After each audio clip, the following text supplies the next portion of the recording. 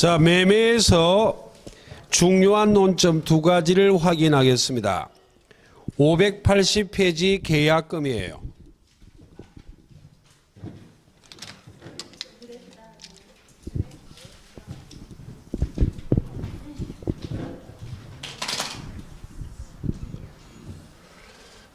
자, 가령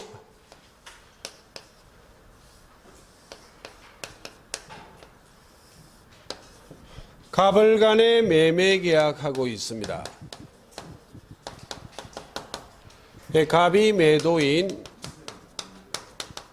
을이 매수인. 부동산을 매매할 때는 주로 이렇게 매매합니다. 매매 계약을 체결할 때 계약금을 10% 지급하고 차후 중도금은 매수인이 선이행하기로 하고 차후 잔금을 지급함과 동시에 소유권 이전 등기해 주기로 이렇게 매매하는 게 일반적입니다. 근데 계약 자유의 원칙이기 때문에 반드시 이렇게 할 필요는 없어요. 그때 매매 계약은 약정하고 약정함으로 성립하는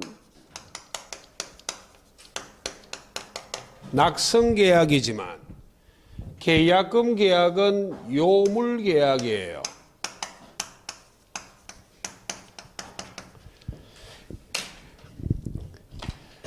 매매계약은 약정만으로 성립하지만 계약금 계약은 요물계약이기 때문에 금전을 지급하거나 물건을 인도해야만 성립하는 계약입니다. 반드시 계약금 전액을 지급해야만 성립하는 계약이 무엇이다? 요물계약이요. 그럼 계약금 계약은 매매 계약 등의 종된 계약이라는 표현은 쓰지만 하나는 요물계약, 하나는 낙성계약이기 때문에 반드시 동시에 체결될 필요는 있다 없다.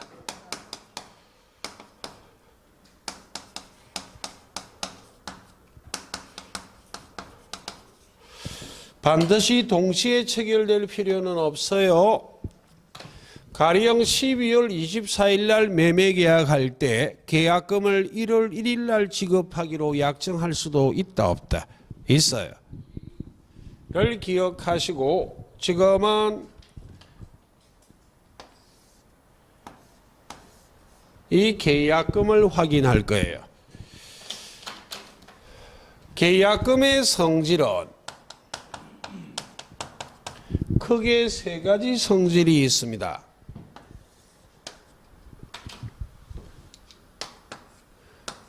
청약금,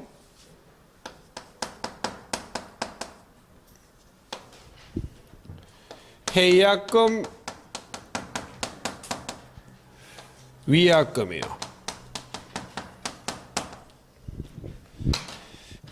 세 가지 성질이 있지만 계약금이 해약금일 수도 있고 위약금일 수도 있는데 계약금이 해약금이든 위약금이든 언제나 청약금의 성질은 가진다. 청약이란 말이 이 계약을 체결했다는 증거가 되는 금액이다.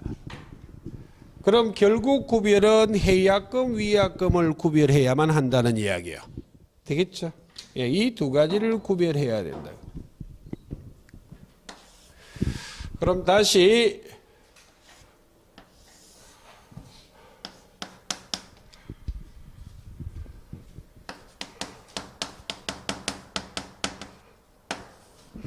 계약금은 해약금일 수도 있고 위약금일 수도 있어요. 그럼 무엇으로 계약금이 해약금인지 위약금인지를 구별할 것인가? 특약으로 구별합니다. 특약이 있다면 무엇이고 위약금이고 특약이 없다면 무엇이다? 해약금이에요. 그럼 여기에서 특약이란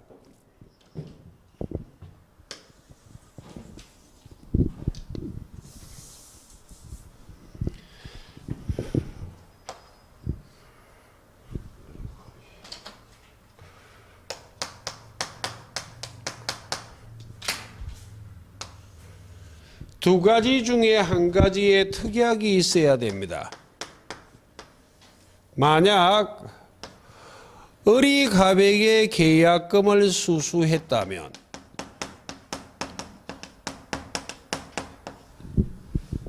을은 계약금을 교부한 자고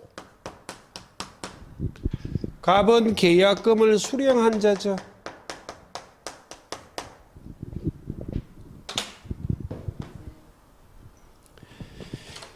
교부자가 위약, 계약을 위반, 채무 불이행한다면 수령자는 이 계약금을 몰수하기로 하는 특약 되겠습니까?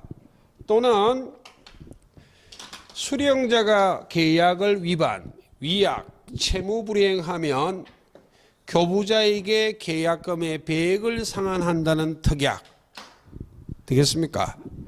그 특약이 있다면 무엇이고 위약금, 없다면 무엇이고 해약금이요. 그럼 계약금이 해약금인지 위약금인지 불분명하다면 무엇으로 추정하는 것이다? 해약금으로 추정한다고. 그럼 갑을 간에 다툼이 생길 수 있잖아요. 일방은 해약금이라 주장하고 일방은 위약금이라 주장한다면 해약금으로 추정한다는 규정이 있기 때문에 해약금을 주장하는 자는 추정되는 자이기 때문에 입증 책임은 부담한다 안 한다? 안 해요. 위약금이라 주장하는 자가 왜 위약금인지를 입증해야만 한다. 추정되는 자는 입증 책임 부담하지 않아요.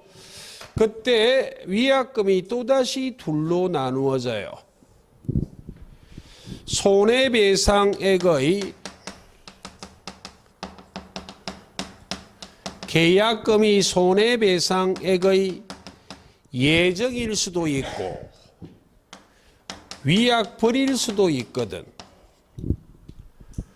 손해배상액의 예정이라면 계약금만큼이 손해배상액이라고. 당사자 일방이 채무불이행하면 가령 매수인이 채무불이행하면 매도인은 계약금만큼이 손해배상액이기 때문에 계약금만 몰수하면 되지 추가 손해가 있어도 추가 손해에 대해서는 별도로 손해배상은 청구한다 못한다? 못해요. 되겠습니까? 손해배상액의 예정일 때는 추가 손해가 있다 해도 손해배상 청구는 한다 못한다? 못해요. 근데 계약금이 위약벌이라면 계약금보다 손해가 더 크면 추가 손해에 대해서 손해배상 청구할 수도 있다 없다? 있어요. 그때 계약금이 위약금인데 손해배상액의 예정인지 위약벌인지가 불분명할 때는 무엇으로 추정하는 것이다? 손해배상액의 예정으로 추정이 되기 때문에 일방은 손해배상액의 예정이라 주장하고 상대방은 위약벌이라 주장하고 있다면 소송에서는 추정되는 자는 입증 책임을 부담한다 안 한다? 안 해요. 무엇이라 주장하는 자가 위약벌이라고 주장하는 자가 왜 위약벌인지를 입증해야만 한다. 그때 계약금이 위약금이라 할지라도 해약금의 성질을 겸하고 있다고 말해요.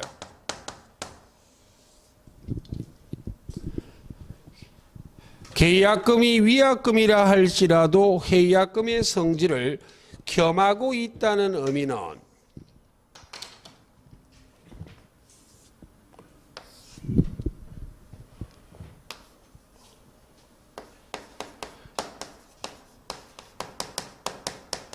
계약금이 해약금이라면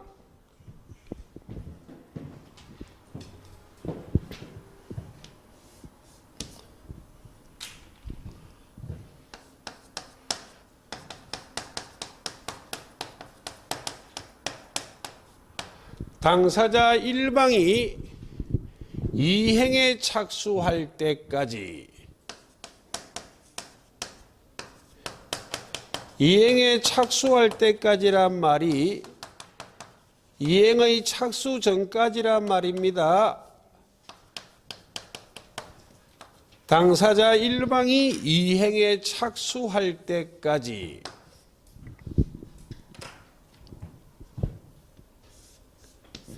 해약금에 의한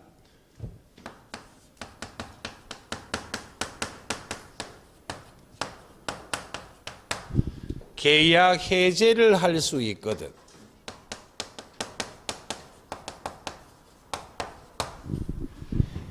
이 해약금, 계약금에 의한 매매계약을 해제를 해버릴 수 있다고. 그런데 이 논리는 계약금이 위약금이라 해도 이 논리는 그대로 적용될 수 있기 때문에 계약금이 위약금이라 할지라도 무엇의 성질은 겸하고 있다? 해약금의 성질은 겸하고 있다. 되겠습니까? 그 말입니다.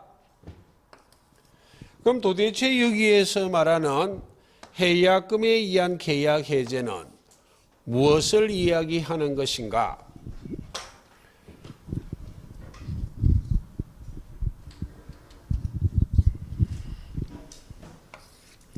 자, 좌측의 예를 끌고 와 볼게요.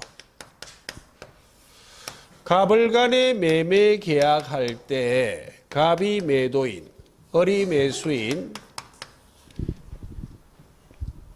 만약 10억에 매매했고 계약금이 1억인데 계약금 1억 전액을 지급했다고.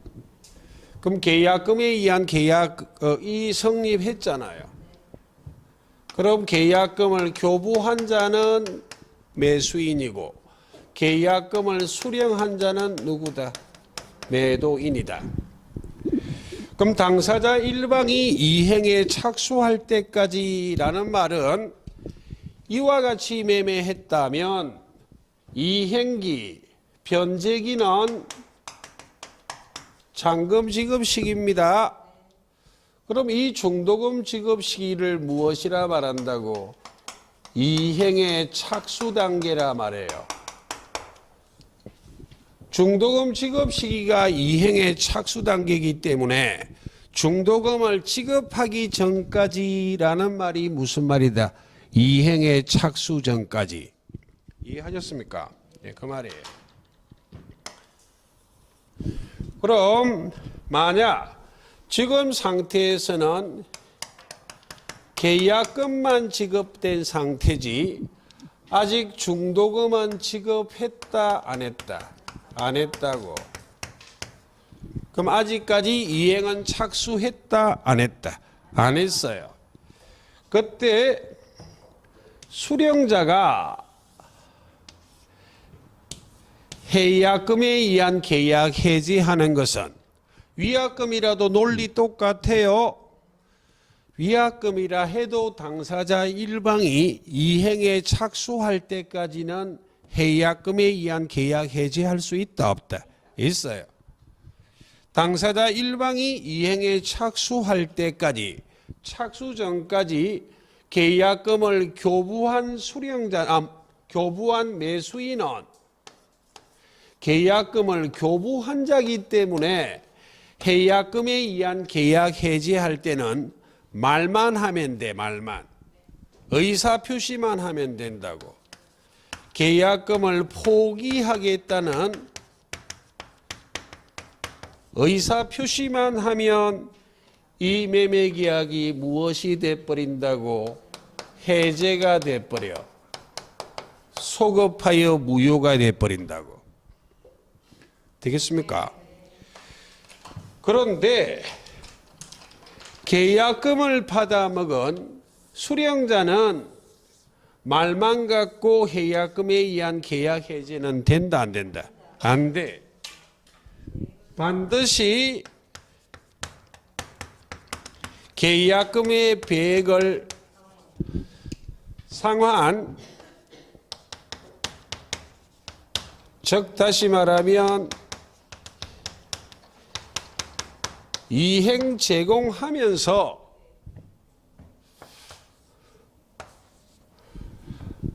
계약을 해지하겠습니다. 계약금에 의한 계약 해지하겠습니다. 라는 의사 표시해야 된다. 그럼 저급하게 말하면 이렇게 한다 이 말입니다. 이 사례라면 매수인인 교부자는 매도인한테 이렇게 말하면 돼. 1억 먹고 떨어져라. 되겠습니까? 근데 매도인은 2억 줄게. 이것만 갖고는 된다 안 된다? 안 돼. 반드시 무엇을 해야 된다고? 2억을 들고 가야 돼. 되겠습니까? 2억을 주겠다라는 의사표시만 갖고는 수령자인 매도인은 해약금에 의한 계약 해제 못해요. 2억을 주면서 이야기해야 돼. 근데 이 경우 만약 교부자가 수령을 거절한다면 그런 게 어디 있노? 매매해놓고 난 2억 안 받아 매매 이행하자 라고 수령을 거절해도 공탁까지는 할 필요는 있다 없다? 공탁은 할 필요 없습니다. 계약금의 배액을 반드시 이행 제공, 상환은 해야 되지만 2억을 주는데도 매수인, 교부자 을이 거절한다 할지라도 거절하면 때리 죽일 겁니까? 법원에 가서 공탁까지는 할 필요는 있다 없다? 없어요. 배액을 제공했다는 증거만 남기면 돼. 되겠죠? 예. 까지가 가장 기본이에요. 그럼 도대체 무엇이 이행의 착수인가 하는 부분이 많아요.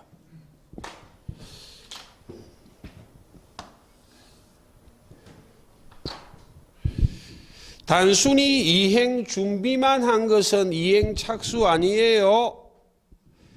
단순히 이행의 준비만 한 것은 이행의 착수가 아니니까, 아직 이행 착수 안 했으니까 계약금에 의한 계약 해지할 수 있다 없다? 있어요. 근데 반드시 계약 내용에 맞아떨어지는 이행을 해야만 하는 것은 아니다. 가령 예를 든다면 3월 1일 날 매수인이 잔금 지급을 2월 1일 날 매수인이 중도금을 지급할 것을 완전히 중도금을 넘겨야만 하는 건 아니고 공인중개사를 통해서 거래했다면 중개사무소에 갖다 줘도 그건 이행의 착수다 아니다? 이행의 착수예요. 그럼 이행의 착수니까 매도인은 해약금에 의한 계약 해제는 한다 못한다? 못해요.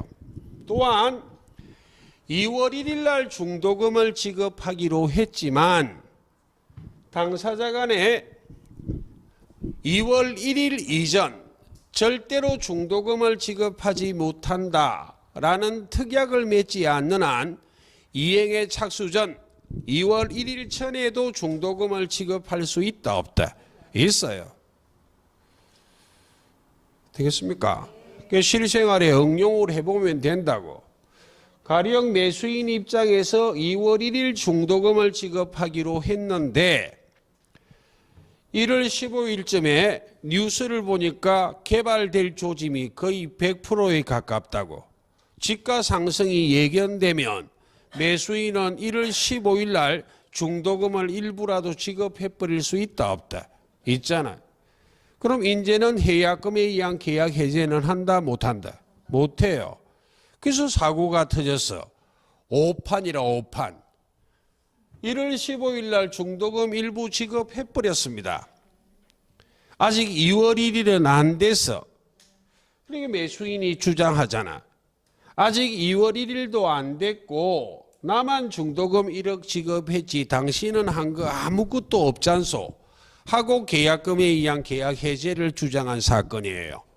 거기서 판례가 이렇게 말해. 이행에 착수란 당사자 쌍방이 이행에 착수하기 전까지가 아니라 일방이다. 일방. 둘 중에 한 사람이라도 이미 이행에 착수해버렸다면 둘 다 해약금에 의한 계약 해제는 할 수 있다 없다? 없다는 게 판례예요. 되겠습니까? 그리고 나중에 토지거래 허가구역이란 것을 다다음 주쯤에 할 것인데 유동적 무효요.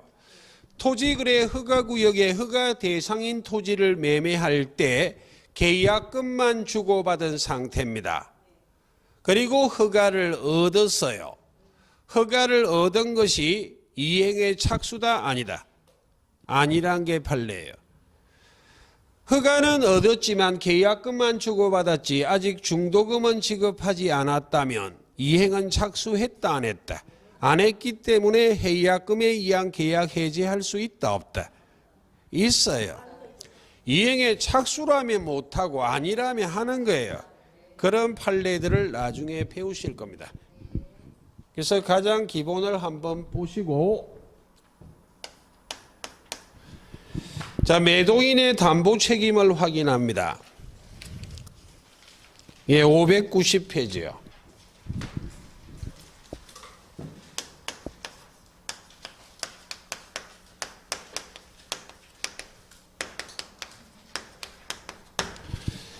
예, 매매는 물건도 매매할 수 있고 권리도 매매할 수 있어요. 매도인의 담보 책임이란 이야기는 물건을 매매했거나 권리를 매매한 경우 이 매매한 물건이나 매매한 권리에 하자가 있을 수 있다고. 되겠습니까? 하자가 있다면 매수인이 매도인의 담보 책임을 물어 일정한 권리를 행사한다는 말입니다. 되겠습니까? 예.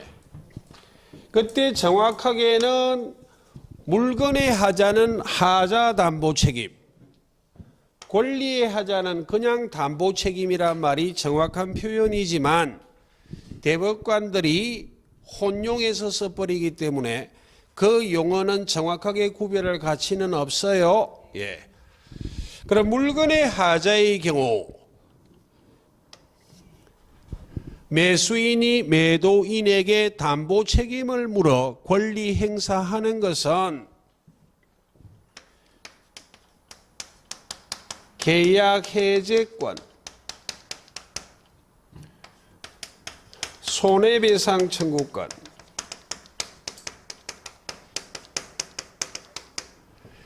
계약 해지하고 손해배상 청구하는 데 가름하여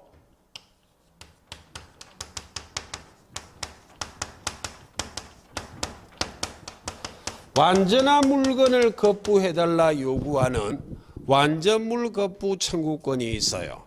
이 완전물 거부 청구권은 가름이란 말이 와닿지 않을 때에는 대신이라 생각해도 됩니다. 계약 해지하고 손해배상 청구하는 데 가름하여 완전한 물건을 거부해달라 청구하는 권리예요. 이 세 가지 권리가 있다고. 근데 권리의 하자에는 계약 해제권,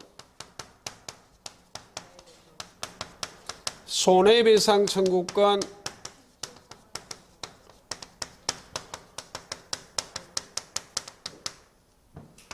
대금감액 청구권이에요.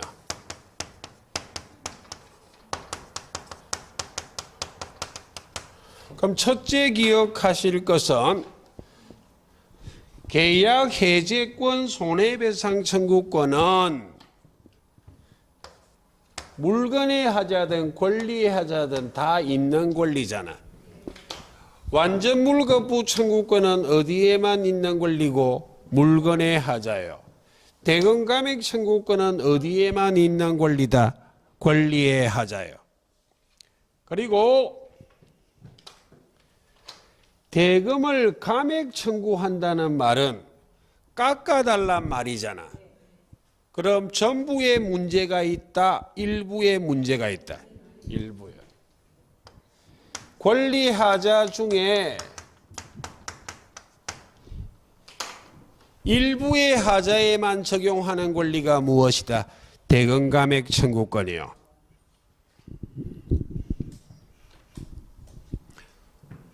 시험은 권리의 하자가 중요해요. 물건의 하자는 큰 의미 없어요. 그럼 물건의 하자를 간혹 물어보기도 하기 때문에 가볍게 들어가 볼게요. 가불간에 물건을 매매했어요. 갑이 매도인, 을이 매수인. 그럼 이 물건에 하자가 있다고. 그때 매수인이 매도인에 대하여 하자 담보 책임을 물을 수 있거든.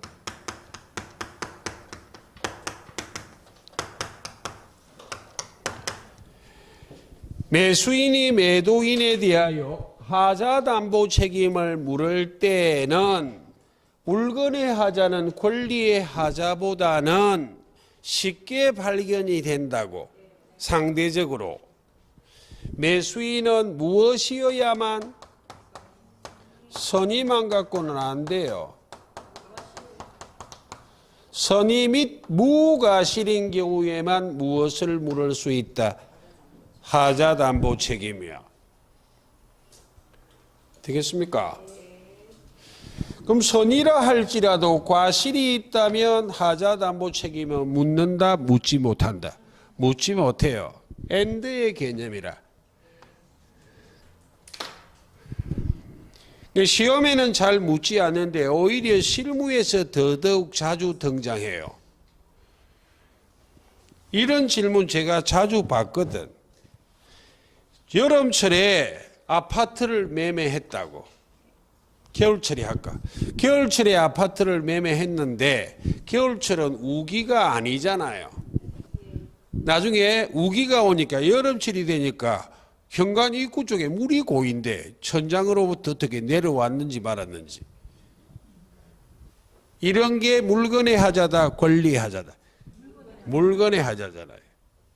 그럼 매수인이 몰랐고 모른데 과실이 없다면 하자 담보 책임 물을 수 있다, 없다? 있어요. 악의는 말할 필요 없고 주의했더라면 알 수 있었는데도 주의를 기울이지 못해서 몰랐다면 그때는 하자 담보 책임을 묻는다, 묻지 못한다? 묻지 못해요. 자, 그다음 그럼 매도인은 이야기 안 하는 이유는 물건의 하자든 권리의 하자든 매도인은 법으로 정하고 있는 무과실 책임이에요. 그래서 매도인에게 과실이 있는지 없는지는 따진다, 안 따진다? 안 따져. 왜 법으로 정하고 있는 무과실 책임이다? 이 물건이나 권리를 매매하러 온 자가 누구기 때문에, 누가 들고 나왔기 때문에 매도인이 법으로 정하고 있는 무과실 책임이기 때문에 매도인의 선의 악의 이런 건 구별한다, 안 한다? 안 한다고. 그 말입니다. 그럼 불특정물이 있고 특정물이 있어요. 특정물은 딱 정해진 물건이고 불특정물은 딱 정해지지 않았다. 불특정물을 달리 종류물이라고 말합니다. 이미 살고 있던 집을 사고 팔면 특정물이다, 불특정물이다. 딱 정해져 있잖아. 대체가 가능하다, 불가능하다. 불가능하잖아요.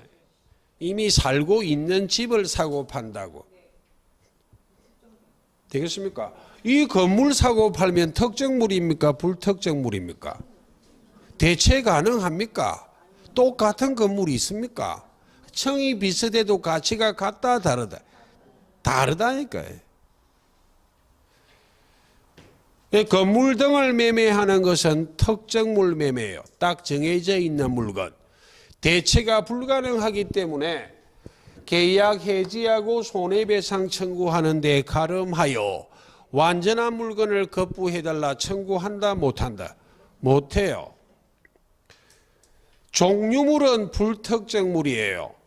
대표적인 예, 자동차를 사고 팔 때 새 차요. 대리점에 가서 차종만 정했잖아. 딱 정했다, 안 정했다? 안 정했잖아. 그 대리점에서 세일하는 사람이 그 차종은 이번 주말에 5대 들어올 예정이래.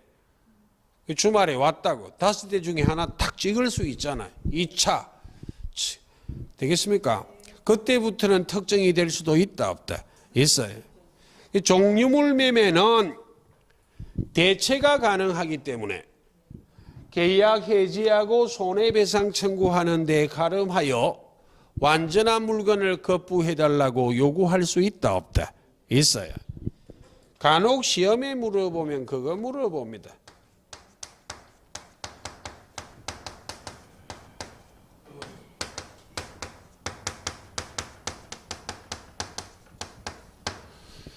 종류물, 즉 불특정물 매매를 했을 때에는 대체가 가능하기 때문에 그 물건에 하자가 있다면 계약 해지하고 손해배상 청구하는 데 가름하여 무엇을 청구할 수 있어?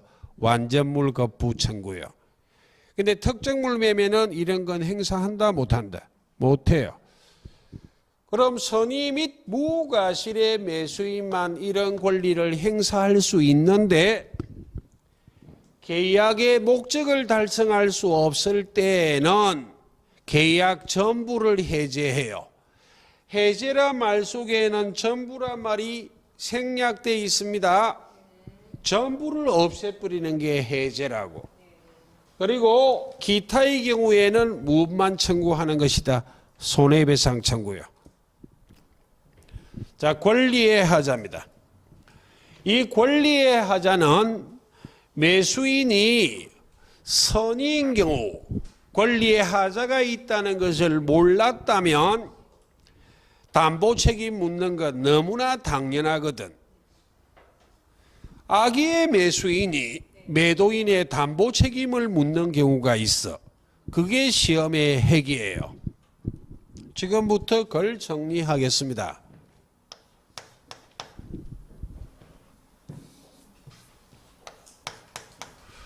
권리의 하자입니다.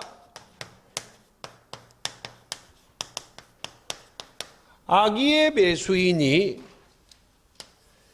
매도인의 담보 책임을 물을 수 있는 게 있다고.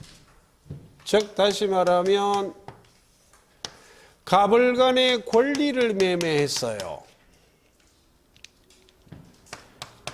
갑이 매도인, 을이 매수인. 이 권리의 하자가 있다면 일정한 요건나 매수인이 매도인에게 담보 책임을 물을 수 있는데 매수인이 이 권리의 하자를 몰랐다면 담보 책임 묻는 건 너무나 당연해. 과실까지는 무과실까지는 요하지는 않아요. 선의이기만 하면 돼, 권리 하자는. 근데 특이하게도 알았는데도 담보 책임을 묻는 게 있다, 없다? 있다고. 그 악의의 매수인이 담보 책임을 묻는 것을 정리를 해야 된다는 이야기예요. 되겠습니까? 악의의 매수인이 담보 책임을 물을 수 있는 것은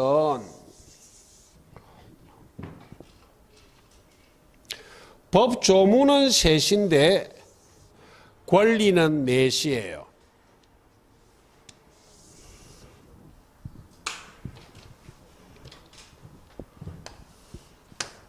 기억을 좀 해야 됩니다.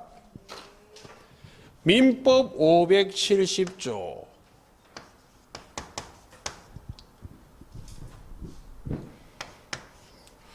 전부 타인 권리 매매. 간격이 안 맞나?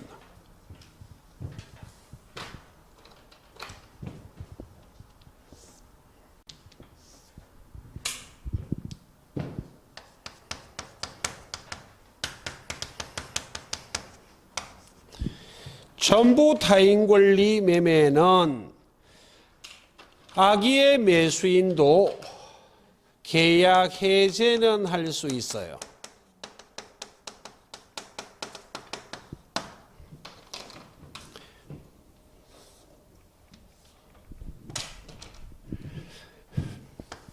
민법 572조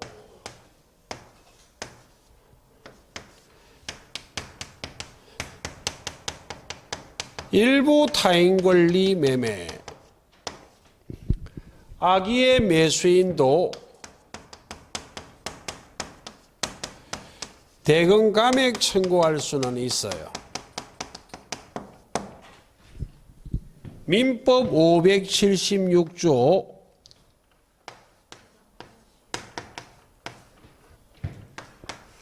저당권, 전세권 행사에 의한 매도인의 담보 책임. 악의의 매수인도 계약 해제할 수 있고 손해배상 청구할 수도 있습니다. 그래서 악의의 매수인이 권리 행사할 수 있는 것이 조문은 셋인데 576조가 권리가 두 개이기 때문에 권리는 넷이에요. 이 외에는 권리하자는 선의의 매수인만 담보 책임을 물을 수 있지 악의의 매수인은 담보 책임을 물을 수 있다 없다? 없어요. 자, 그럼 지금부터 하나씩 이해를 해볼게요.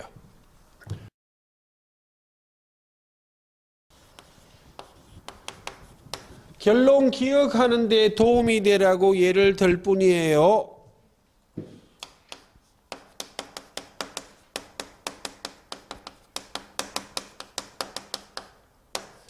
전부 타인 권리의 매매예요. 가령 부동산을 소유하는 자가 A입니다. A. 그런데 갑이 A가 소유하는 부동산을 을과 매매하였어요.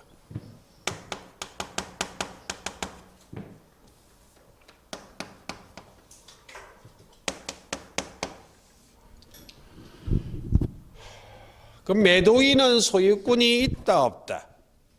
없잖아요. 매매계약은 채권행위, 의무부담행위로 이행의 문제를 남기기 때문에 타인의 물건이나 타인의 권리도 매매할 수 있습니다. 매매계약 유효해요. 왜? 이행기가 도래할 때까지 소유권을 이전받아 이행기에 소유권 이전해주면 문제 있다 없다? 없잖아요. 그런데 이행기가 도래할 때까지 소유자로부터 소유권을 이전받지 못했을 때, 그래서 매수인에게 소유권을 이전할 수 없다면 매수인이 매도인에 대하여 담보 책임을 물을 수 있다고.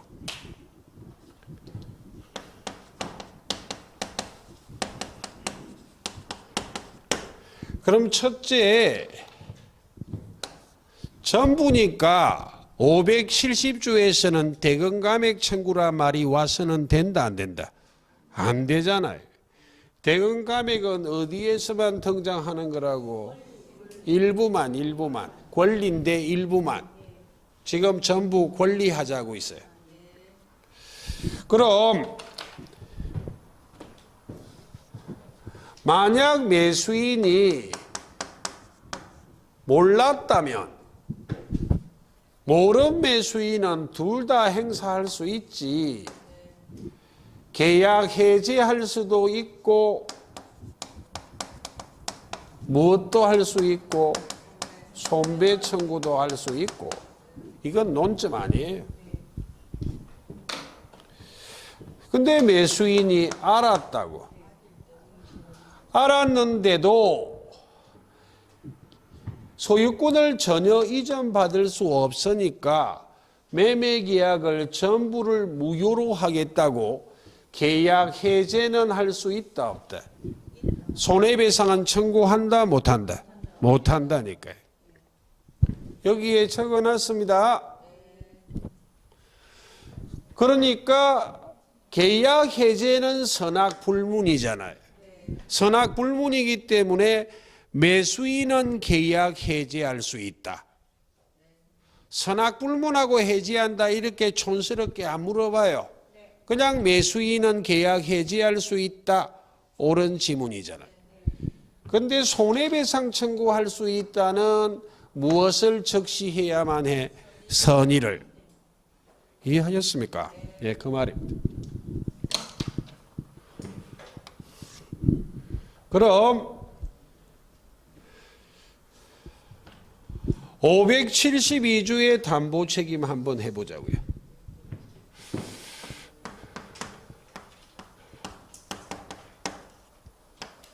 일부 타인 권리의 매매요.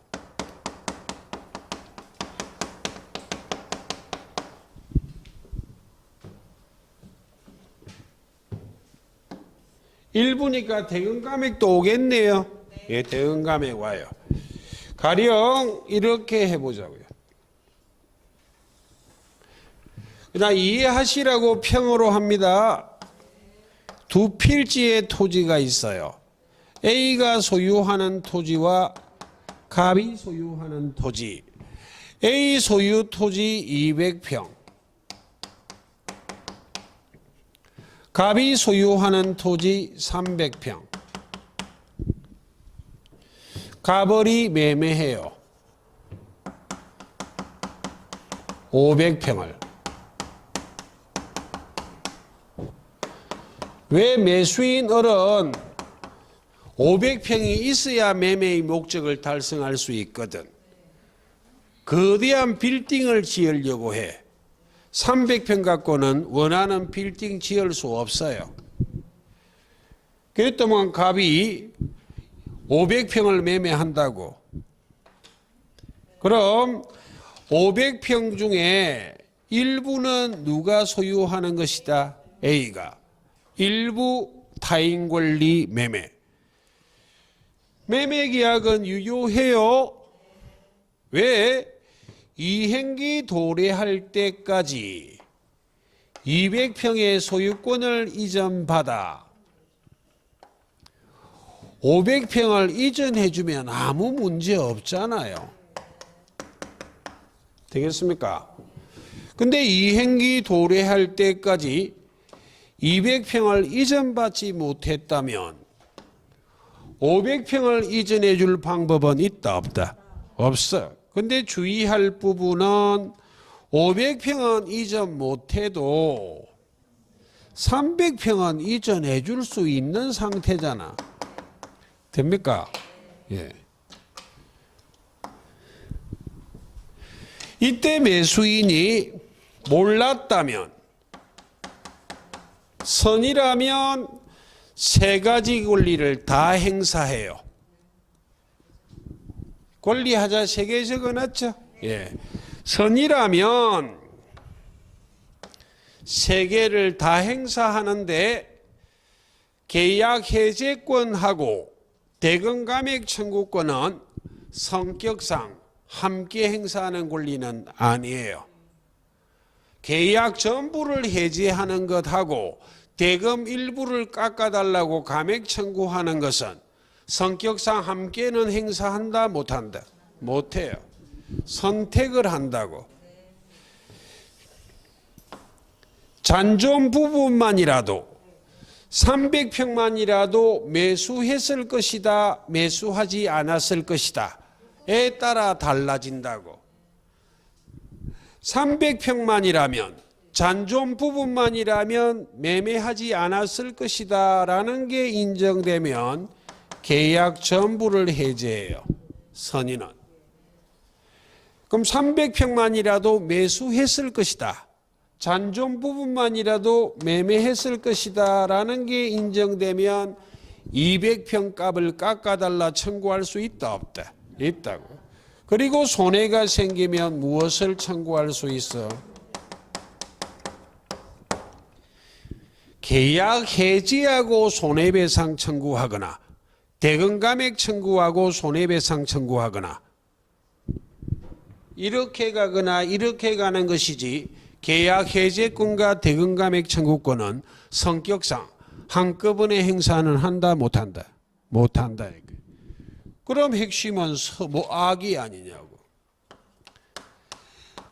200평은 A 소유 토지란 걸 알았다 해도 매매 대금을 지금 얼마에 맞추어 놓았다고? 500평에. 500평 값을 다 지불해야 됩니까? 300평밖에 이전 못 받는데. 그래서 악의해자라 할지라도 무엇은 청구할 수 있다고? 대금감액 청구요. 계약 전부는 해지한다 못한다? 못해. 알고 있었기 때문에 손해배상도 청구는 한다 못한다? 못해요. 이해하셨습니까? 예, 그 말이에요. 자, 그럼 하나만 더 하고 쉴게요. 571조는 매수인이 매도인의 담보 책임을 묻는 거 아닙니다. 매도인이 하는 거예요. 선의 매도인의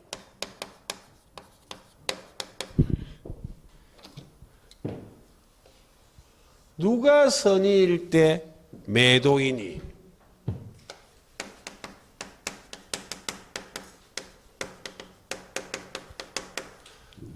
선의의 매도인이 계약 해지할 수 있다는 규정을 두고 있어요. 만약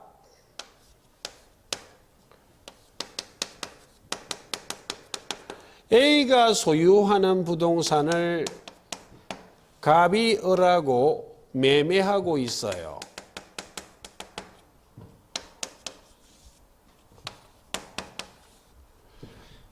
근데 이 매도인이 A 소유란 걸 몰랐다고. 미쳤는가 이런 거 하지 마시고, 모를 수도 있어요. 자기 건 줄 알았다고. 그럼 이 행기에 소유권을 이전받을 수 있으면 좋겠지만, 그래서 소유권 이전해 주면 아무 문제가 없지만,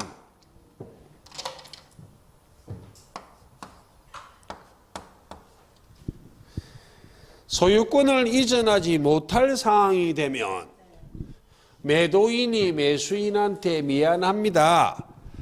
내가 내 건 줄 알았더만 A 건이에요 하고 계약 해제권을 행사할 수 있다 없다? 있어요. 이게 선의 매도인의 무엇이다? 계약 해제권이에요. 근데 선의의 매도인이 해제를 할 때는 원칙은 손해배상하는 게 원칙이에요. 매수인의 무엇을 배상하고 손해를 배상하고 무엇 할 수 있다고? 이게 원칙입니다.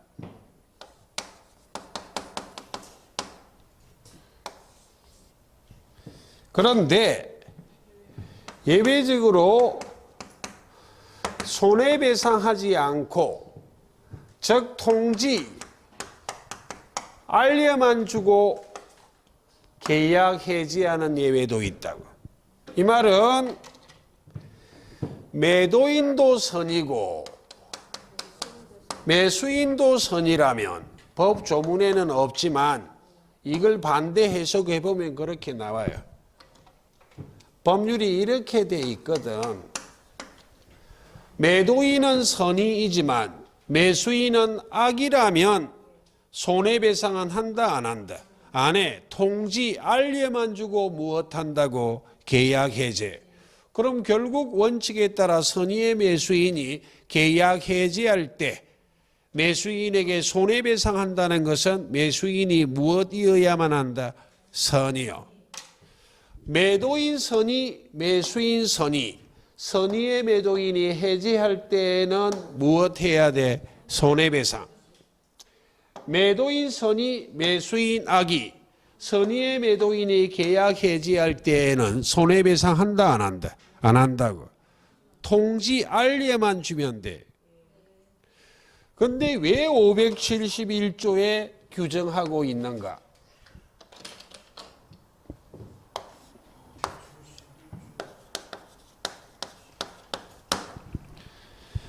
선의 매도인의 계약 해제권이란 권리는 어디에만 적용하는 규정이라? 570조 전부 타인 권리 매매에 대해서만 매도인이 선의일 때 계약 해제할 수 있다는 규정을 적용하지. 이런 것들은 적용한다 안 한다? 안 한다고. 되겠습니까? 예, 그럼 572조까지 했네요. 잠시 쉬다가 576조부터 할 것인데